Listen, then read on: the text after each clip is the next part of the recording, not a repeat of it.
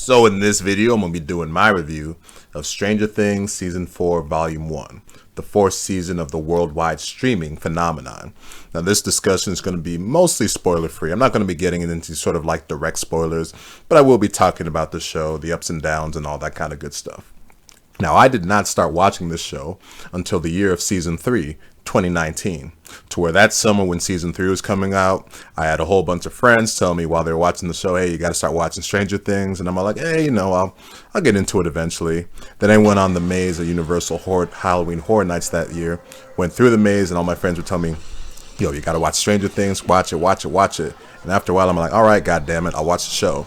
So I watched the show in sequential order with Season 1, 2, and 3, and overall, I really enjoyed it. I thought Season 1 was solid, but then it got better as it went along, so I thought Season 3 was really fun, and I began to understand, why the show was kind of the phenomenon and hit that it really was. So now we have this season, Season 4, split into two parts, Volume 1 and Volume 2. So it's kind of following the model set by Disney Plus, but kind of halfway, where you're not releasing all the episodes at a time, but you're releasing a kind of handful, kind of half and half. But I think it's overall a pretty solid approach. The plot here, well, more crazy shit is happening in Hawkins. A new curse that emerges from the Upside Down world is affecting the town, and obviously all of our series regulars are being affected, and as they embark on missions to deal with what's going on. Now, as the series has gone on and on throughout the seasons, we've gotten more and more characters introduced as part of the main team, to where now, Season 4, there's so many characters that Season 4 has no choice but to separate the characters into various missions and story arcs to give all the characters some room to breathe, honestly. When it comes to the storylines that we have here, we have the group of kids, most of them, and the older ones like Steve, Nancy, and Robin, dealing with the issues and investigating what's going on directly in Hawkins. We have another storyline, 11, going back to her original sort of secret facility, which gave her powers as she tries to get her powers back after she lost them at the end of Season 3.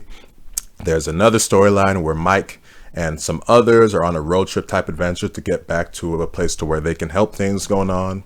And then we have another storyline that's all the way in Alaska, I believe, where Joyce and that other one bearded guy are on a mission to save Hopper, who's in like a secret Russian prison camp or whatever. It's quite a juggling act that this season has to deal with in managing all those storylines, but overall I think it does it mostly pretty well. I will admit that 11's story arc kind of bored me a little bit. I thought it started off great and really interesting with her in school, getting bullied, struggling with not having her powers anymore. I thought wow, this is great stuff. I love this. But then came the story where she gets sent back to that secret facility again, to where she's stuck there for basically most of this sort of Volume 1. And honestly, I just got kind of bored with that arc. It was kind of repetitive, kind of went on a little longer than it should have. And I was just like, kind of over this. I saw a lot of this kind of imagery in Season 1.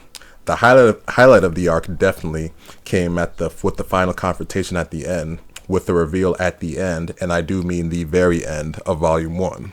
The road trip type story arc with Mike, Will, Jonathan, and one other stoner pizza guy is probably the weakest and most unnecessary arc out of all of them. It really only exists as a way to sort of separate the kids or the characters. Otherwise, there'd just be way too many characters in the same storyline. So irrelevant is that story that there's an episode that clocks at 1 hour and 40 minutes, and this story isn't featured in it at all.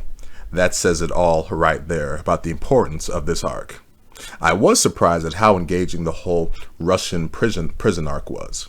There's a lot of nice ups and downs to that arc, as Hopper tries to make his way out from the prison on the inside, and Joyce and that one other guy try to help him from the outside. It was a pretty solid arc that, like I said, had some good ups and downs to it. The most interesting arc, and most engaging, you can say also, is the main one dealing in Hawkins, which involves most of the main kids when it comes to Dustin, Max, Sinclair, Erica, Steve, Nancy, and Robin, directly dealing and investigating what's going on with this curse that's terrorizing the kids in Hawkins.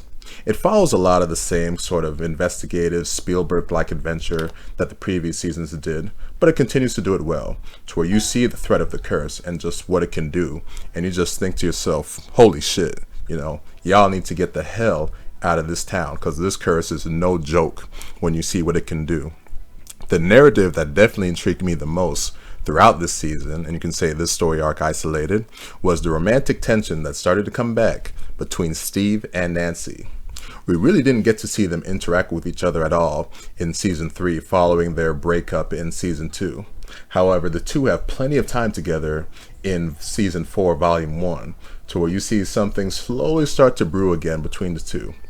That's especially true, and you understand it when you see how Jonathan is in volume 1 and you just realize, man, Nancy is way too good for this guy. And Steve, man, to me, he's such a great guy and has become actually my favorite character in the series. You know, he started off as an absolute douchebag in season 1, but as the seasons have gone on, and then especially in season 3, he just became a really likable guy, and that continues in season 4. Without directly spoiling things, the ending of volume 1 definitely sets it up to where he can become Nancy's ultimate hero. The highlight of volume 1 overall as a whole came in episode 4, where the curse was directly impacting one of our main characters, to where the final 30 minutes of the episode had me on the edge of my seat just thinking OMG the whole time.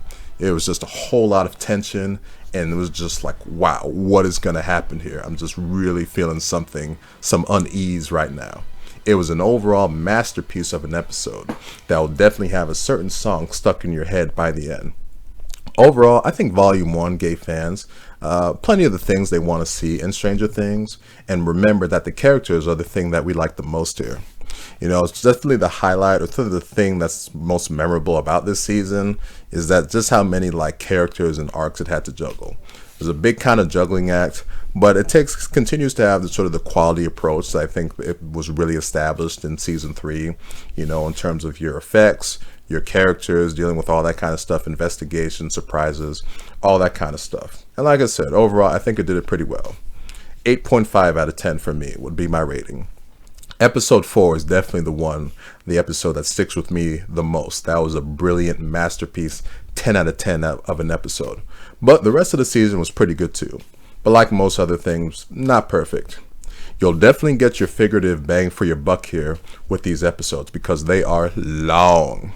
You know, at minimum, these episodes are over an hour each, with one even clocking at an hour and 40 minutes. I mean, holy shit. You know, if you want to get some Stranger Things that have been waiting a while, this will definitely give you your time's worth. Because like I said, these are some long episodes.